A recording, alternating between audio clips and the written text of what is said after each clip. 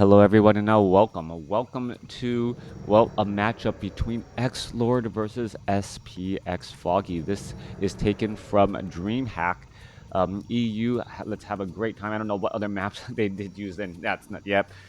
Talking about Dreamhack and how they have this custom map pool that is really slight variations on the W3 Champions maps, but because they are slight variations, and there are differences on the maps, you have to have the right map in order to be able to watch the right replay, making it a bit difficult at times. Anyways, let's break things down. This is going to be Foggy versus XlorD in this 1v1 game. Undead off over here. XlorD opening up Altar of Darkness. There is a Crypt. Is it going to be a Death Knight or a Crypt Lord? That is the question to have. Tide Hunters. I like how Tide Hunters still kind of looks like a swimming turtle. All right, it just it I absolutely love the layout of this map. There's Turtle Rock and in the tile set of Turtle Rock. Some people like it, some people don't.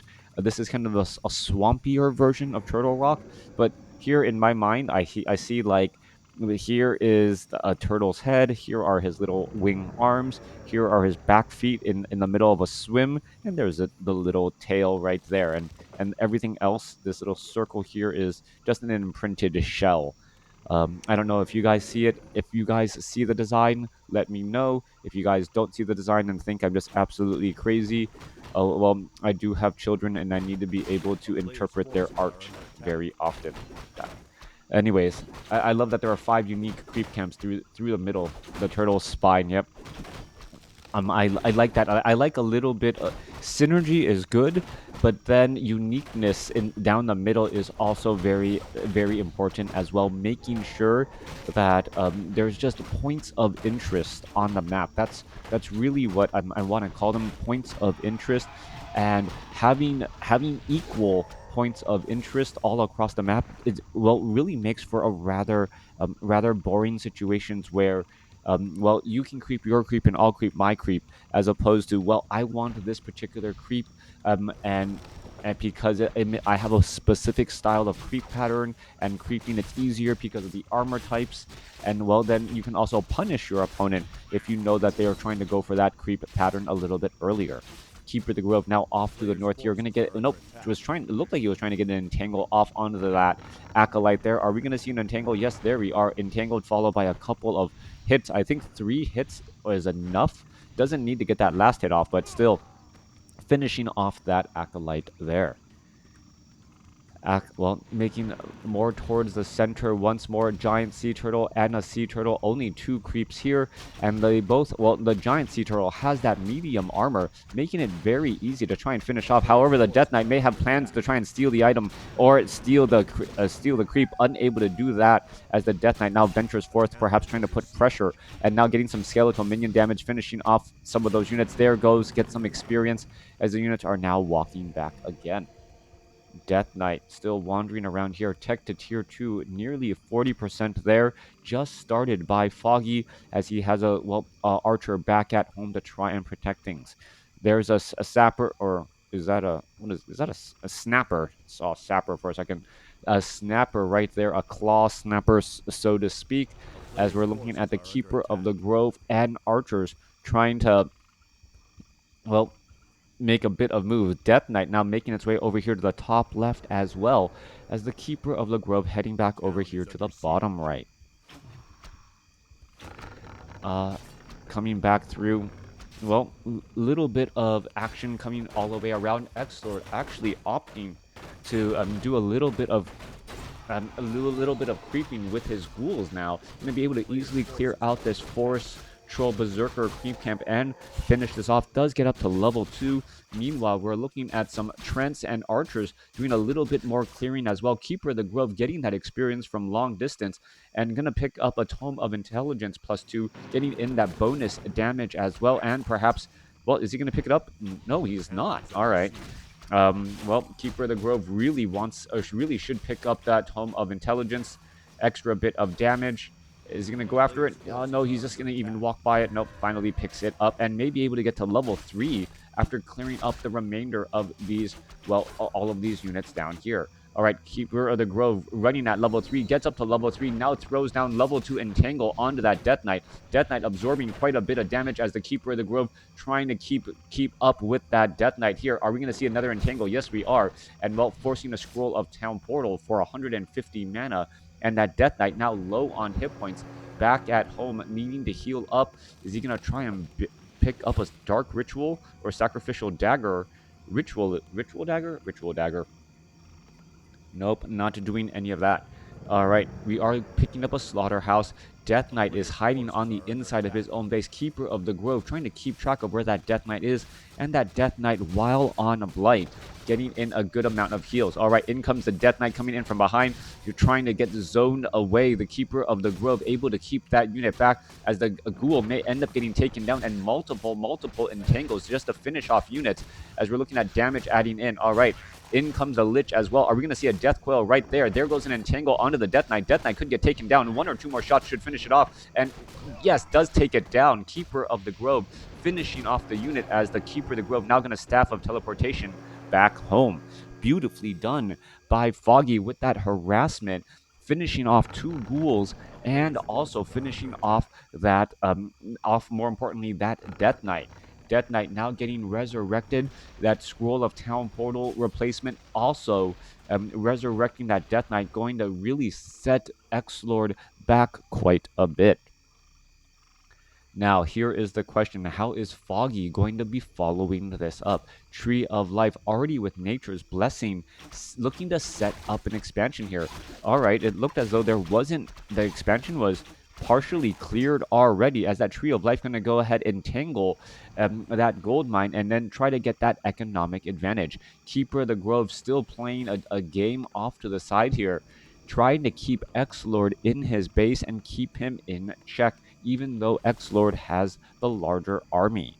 Halls of the Dead nearly upgraded to Black Citadel. Demon Hunter, well, really needs to try and do a little bit more leveling as well. Demon Hunter sitting at level 1 as the Keeper of the Grove is playing that harassing Night Elf game. Demon Hunter should be able to get to level 2 off of this creep camp, and well, gonna try to follow up to get to level 3. Those are those important and odd levels that really will power up the hero's abilities. Demon Hunter does pick up a Pendant of Energy that may be transferred to the Keeper of the Grove a little bit later. So far, though, I am surprised that the Keeper of the Grove and any harassment hero, for that matter, who is working solemnly by himself or herself, that there isn't Boots of Speed. If you're doing harassing and hit and run tactics, well, in order to properly do a hit and run tactics, you need to hit and then you need to run. And you can see how, well, difficult things can be right there. Staff of Teleportation already trying to venture away. 5 out of 5, this Acolyte is going to get entangled and get, well, Death Coiled and be saved while on Light. Back at home, Keeper of the Grove just using up that Clarity Potion has a Staff of Preservation, as the Demon Hunter will get to level 3 off of this creep camp. Ancient of Lores getting trained up. We are at Tree of Ages. Crypt Fiend count currently only 1 out onto the battlefield. No additional Crypt Fiends getting trained as of yet, as Foggy is running up on 2 bases, nearly fully saturated, not transferring or not getting a final Wisp in here. I wonder if Foggy realizes this. Yes, finally realizes it. Gonna go ahead and train up 1 more Wisp, as we're looking at the Snapper and the Giant Sea Turtle, well, looking to engage in this fight. All right, Snapper taking a little bit of damage here, now going after those remaining units as well. Demon Hunter should be able to get to level 3, even if the Keeper of the Grove is nearby, opening up that level 2 mana burn, which will be oh so protective. Lich with a crazy plus 26 damage on that auto attack. All it needs is a Glove of Haste to move a little bit faster, and the Lich picking up the agility to attack a little bit faster as well. That is going to be a big deal indeed. The speed is now up adjusted to fast with that Circuit of Nobility, giving in some additional damage here, and that is a scary Lich right there. Plus 26 damage, nearly critical, striking every attack, and then on top of that, removing armor so that Lich, if it is properly microed by XlorD, could do some crazy damage. This is the Bunyip? Alright. Well, hello, thank you for the follow. Hi, Night Pyre. Everyone is doing fairly well. True Shot Aura on the Keeper of the Grove. Going to be adding in extra Archer and extra Dryad damage. In comes some Trents, but you got to be careful as we already have, well, one Destroyer out in play. Do we have an Orb of Venom? No Orb of Venom on Foggy, as we are only now teching the Tree of Ages. We don't have bear upgrades either. Foggy is sitting in low upkeep, as we now see an engagement there. Demon Hunter taking a little bit of damage, being forced to retreat back. Thank you for the follow. That Lich is it will be an absolute beast, as the Ancient of War trying to position its way inside here. Where Lich, well, able to eat or do a large amount of damage. There's some Devour magic as well. The Destroyer having full mana, but no bears to really attack. So that Destroyer is, even though it is rather scary with nearly full mana, isn't, well, altogether that scary, since there's nothing that the Destroyer can easily take out. It's going to be just constantly full on hit points as it's devouring, well, these Trents, and now perhaps going to get some bonus damage onto this Ancient of War. Yeah, finally finding something with heavy armor to deal bonus damage too. All right, continuing this fight once more. Crypt Fiends are now going to battle it through here, as XlorD actually has a very good unit composition, as the Demon Hunter gets Staff of Preservation away. Lich, with that, well, crazy bonus damage, indeed takes down another unit, and that Lich just trying to chase after all of those units once more. Are we perhaps going to see a little bit more damage? Lich looking to perhaps land a Frost Nova onto some of those units again, as, well, damage is going to add up once more. One final shot off there, go level 4 on the Death Knight, and, well, one of those situations where slightly faster movement speed would have made a very big difference. Lich sitting at level 4, going after this Gargantuan Sea Turtle, the Destroyer with mana, well, able to deal so much damage to that 1200 hit point Gargantuan Sea Turtle. Potion of Greater Mana picked up by the Death Knight, as, well, the remainder of this creep camp now all cleared up. Here we are. There goes the engagement. Those Trents are going to get finished off pretty easily, as a Ghoul, low hit point, gets saved right there. The Frost Nova onto the Demon Hunter, as it's going to try and retreat back. Ghouls are still staying alive. The Obsidian statues keeping those units alive, as the Ghouls would normally actually fall apart here, but Ghoul Frenzy allowing the Ghouls to really just run after these units in quite a bit of a chase. All right, Destroyers catching up. Death Knight does, remember, have level 2 Unholy Aura, so that faster movement speed making a bigger difference now, as the Dryads are actually able to get in front of the heroes. All right, we are looking at 2 base play by both sides. Main gold mines, 10 minutes of mining left here, 10 minutes of mining, about 10 minutes of mining left there. Death Knight, well, Destroyer still wandering around here. Rock Golem Creep Camp could have been easily cleared out, as we're looking at, well, down the spine of the turtle, at the head of the turtle, going after a Granite Golem Creep Camp. All right, a level 9 followed by 2 level 5 creeps here. We are looking at a bit of, well, thunderclap there, as the Demon Hunter absorbing a large amount of damage. Demon Hunter probably wants to get the next level of evasion. This could be a bit of a problem. Scroll of Town Portal already being used, as the Demon Hunter picks up Claws of Attack plus 12. Oh, Claws of Attack plus 12. I can think of another unit that really would have enjoyed those Claws of Attack even further. Plus 38 damage on that Lich would have been absolutely scary. But then again, this Lich is already massive indeed. All right. Who would have thought the auto attack on an undead hero, on an intelligence-based undead hero, would be the scary thing? There's a Death Coil there. No, there's that Frost Nova. The unit's trying to retreat back here. Staff of Preservation saves. Both sides are fighting their way through. Destroyers going now after the bears, after Staff of Preservation is now on cooldown, taking down one bear very quickly. Second bear should end up getting taken down. No Staff of Preservation, as the Demon Hunter back in on the fight. Demon Hunter turning things back around. Death Knight, well, forced to use the Scroll of Town Portal as a beautiful, beautiful save on that extremely low hit point Crypt Fiend, escaping with less than 2 or at 2 hit points.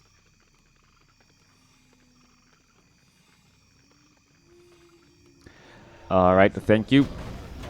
Thank you for the kind words. Yep, not a lot of people have the time, energy, and effort to really play and dedicate themselves to a high tier well, high tier real-time strategy game like this. Lich now up to plus 30 damage, giving the Circlet of Nobility to the Death Knight and picking up a Robe of Magi plus 6 instead. Big item push right there, as that Lich is just looking absolutely scary with plus 30 damage. All right, both sides so far have been just trying to feel each other out, trying to gain a bit of an advantage, and hasn't really been able to do exactly what they want to do. We're looking at a level 4 Death Knight, level 4 Lich, going up against a level 4 Keeper of the Grove and a level 3 Demon Hunter. That Demon Hunter now does have an Orb of Venom, and so does that Keeper of the Grove. So Destroyers could be taking a bit of damage over time. We do already have a transition into XlorD into Abomination, which is extremely effective against these dryads. And what's interesting about abominations is if you're able to apply the disease cloud to all of those units, all you really need to do then is, well, retreat a little bit, let that long disease cloud take effect, follow up with another hit and run, and then do it again. It's a way of dealing damage without really committing your army to your opponent. And well, it does start to add up, and attrition will start to favor you. Potion of Invisibility picked up by the Demon Hunter, no shade coming in from XlorD at all. That's one of those situations where perhaps if you actually needed the sacrificial pit for the frostworms, then there could be a shade in position, just because a lot of times you want to transition into bears pretty quick. All right, there's Death Coil. Frost Nova already straight up into that attack, trying to get away. Death Coil, and there, well, Demon Hunter already in this really strange spot here. All right, Destroyer is going to try and engage, and the Demon Hunter taking so much damage. Staff of Preservation straight out of that fight right there. Abomination going to get destroyed very quickly. And well, look at this. Foggy is purposely not using Roar.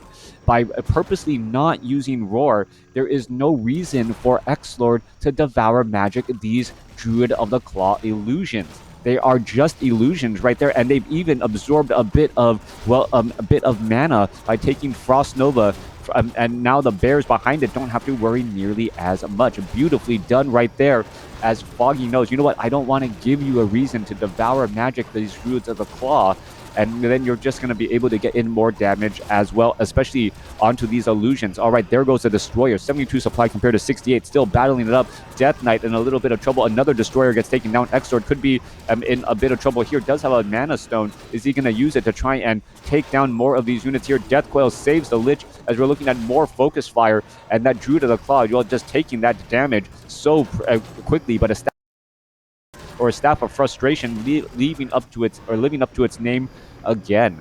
A quick reveal right there. XlorD escapes at 55 supply compared to Foggy's 67. Staff of Preservation, and you see 3 extremely low hit point bears back at home. That was the difference right there. Staff of Frustration and able to, well, absorb a large amount of focus fire, and then just 900, all that damage you did doesn't matter anymore, as that bear is just going to teleport back home and be able to continue with that strategy once more. All of these dryads, well, they are suffering from disease, or some of them are suffering from disease cloud. However, rejuvenation going to keep them nicely topped off, as we're looking at 3-2 upgrades. No sign of 3-3 upgrades as of yet, but the bears look like they're going to be ready for that next battle.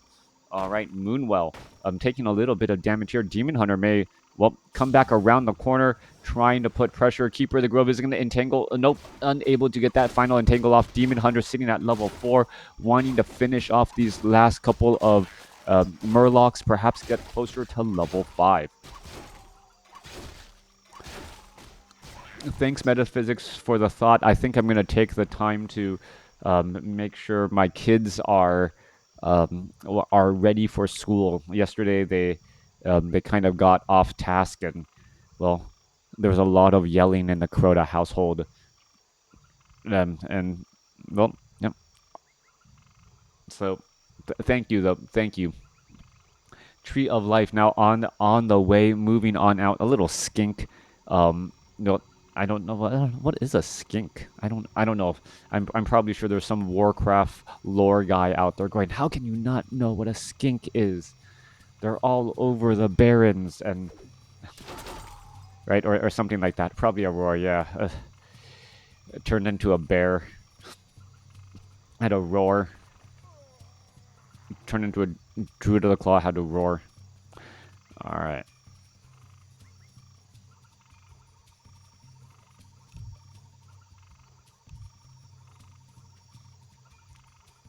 All right, all of these offline tournaments. Really wondering when online tournaments will become like actual LAN events will be happening again. Just so much fun to be able to actually play in a LAN event or just view and spectate at a LAN event there. Oh, a skink is a lizard. We have them here in New Zealand. Skinks are lizards belonging to the family. Okay, infraorder Shincom Shincomorpha. All right. Next battle, lining up here, XlorD going into a high upkeep. Or ghouls, well, I'm going to make sure to clear out of this wisp here and then perhaps try and haunt this gold mine off to the side. We are looking at the main gold mines about to finish mining out. Only about, a little bit under 2 minutes left. Expansions, 5 minutes here and, well, 7 or 8 minutes here. Learning and fun with WarCraft 3. Yeah, I don't know if it feels like could turn into an episode of Octonauts if we talk about all of the critters and all of the units that are on a map like this. I mean, is there anything else? Is there? Yep, there's Remo right there, hiding off to the north as well. So some critters hiding all. There's a seal. Is there anything else here? There's a lot of critters all on the corners of the map here. All right. There's another seal. There's another seal. Maybe this should be seal. All right. There's so many seals here on Turtle Rock or on this Tide Hunters. Abomination now in the front. Plenty of Disease Cloud. Crypt Fiends in the back. Lich representing a big portion of damage with that plus 30. Able to hit almost with 70 points of damage. There are still Druid of the Claw illusions coming into play by Foggy as this Tree of Life is now getting under a little bit of pressure. Are we going to go into an engagement here as the hippogriffs are coming in from the side? Oh, there is a roar. And does that mean we're going to get some Devour magic here already? Hippogriffs trying to go straight after these units. A couple of quick webs as they're going to get taken out. And there is some roars as well. All right, XlorD trying to fight their position here. Hippogriffs could easily get taken down. There goes one hippogriff as well, trying to save off all of these units. XlorD going to save that abomination there. Has double potions of mana on that Death Knight, so should have death coils for days as the Destroyer in the backline spot about to get taken down. Finally does get taken down. The Devour magic unable to heal up enough hit points.